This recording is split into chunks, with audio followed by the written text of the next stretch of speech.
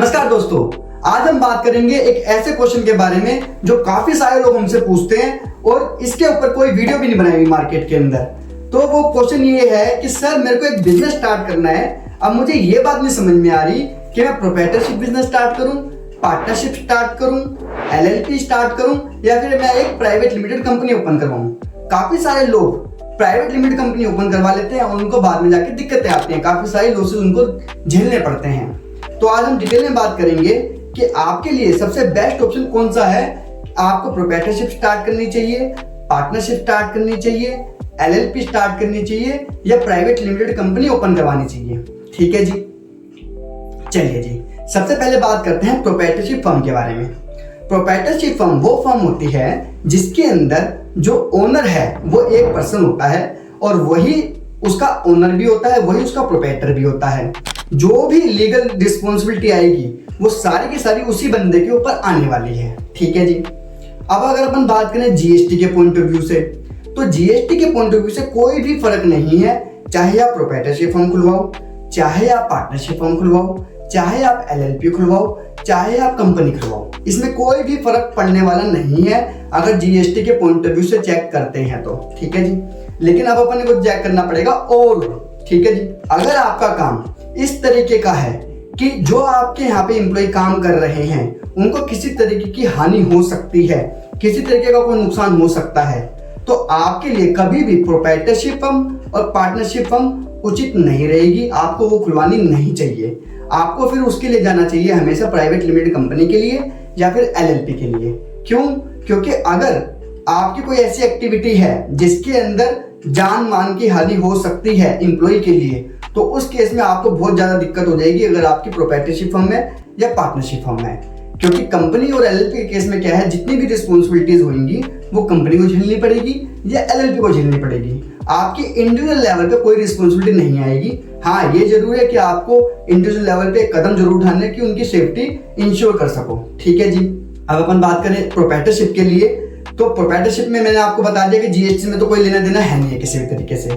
लेकिन अगर आप प्रोप्राइटरशिप में काम करते हैं और आपकी इनकम, जैसे कि नया बजट अभी आया है उसमें 12 लाख रुपए तक की इनकम अगर रहती है तो आपको किसी भी तरीके का कोई भी टैक्स नहीं देना।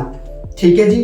तो ये हो गया मेरी प्रोप्राइटरशिप की बात। लेकिन अगर हम पार्टनरशिप की बात करें, अगर आपका कोई भी प्रॉफिट हो गया उसके अंदर, तो पहले रुपीज से आपको 30% का इनकम टैक्स पे करना पड़ता है। ठीक है जी। तो मैंने आपको बताया पार्टनरशिप के अंदर कोई भी अगर आप प्रॉफिट कमाते हैं तो आपको 30% का स्ट्रेट फॉरवर्ड टैक्स देना पड़ेगा। लेट्स सपोज आपने 10 लाख रुपए कमाए तो 10 लाख का 30% यानी कि 3 लाख रुपए तो आपको टैक्स देना पड़ जाएगा, इनकम टैक्स। लेकिन वहीं अगर प्रोप्राइटरशिप हम आप ओपन करते तो आपको किसी भी तरीके का कोई भी टैक्स पे नहीं करना था, क्योंकि आपकी इनकम 12 लाख रुपए तक है। ठीक है जी। अब अपन दूसरी बात करते हैं। ये हमने प्रोप्राइटरशिप की बात कर ली, ये हमने पार्टनरशिप की बात कर ली। जो पार्टनरशिप के अंदर चीज होती है वही सेम टू सेम होती है एलएलपी के अंदर, यानी कि जितने रुपए का भी आप इनकम कमाएंगे उसके ऊपर स्ट्रेट फॉरवर्ड आपको 30% का टैक्स पे कर देना है, उसमें कोई किंतु परंतु वाली बात नहीं है। लेकिन अगर आप अपने आप को इस तरीके से बचाना चाहते हैं कि आपकी कोई पर्सनल लायबिलिटी ना आए फ्यूचर में जाके, तो आपको एलएलपी ओपन करवानी चाहिए। पार्टनरशिप उसके लिए आपके लिए अच्छा ऑप्शन नहीं रहेगा। ठीक है जी, आगे बात समझ में। और अगर प्राइवेट लिमिटेड कंपनी की बात करें तो प्राइवेट लिमिटेड कंपनी ओपन करवाने का फायदा तब है आपको जब आप एक नॉर्मल बिजनेस कर रहे हैं पहले से, 1 महीना, 2 महीने, 4 महीने, 6 महीने, 8 महीने, 2 साल, 4 साल हो चुके हैं ऑलरेडी आपको, और आपको लग रहा है कि अब आपका बिजनेस बढ़ने लग रहा है, तो आपको उसको ग्रोथ के लेवल पे लेके जाना है, तो आपके लिए सबसे बेस्ट ऑप्शन रहेगा प्राइवेट लिमिटेड कंपनी। क्यों? क्योंकि प्राइवेट लिमिटेड के अंदर भी यही चीज है, जितने रुपए का भी आपको प्रॉफिट होएगा उसके ऊपर स्ट्रेट फॉरवर्ड आपको 25% का टैक्स पे करना पड़ता है। लेकिन इसके अंदर फायदा ये है कि 25% फिक्स है। जो प्रोप्राइटरशिप फर्म थी उसमें स्टार्टिंग में 12 लाख रुपए तक तो कोई टैक्स नहीं पे करना आपको, लेकिन धीरे धीरे करके उसका जो स्लैब है वो 30% तक चला जाता है।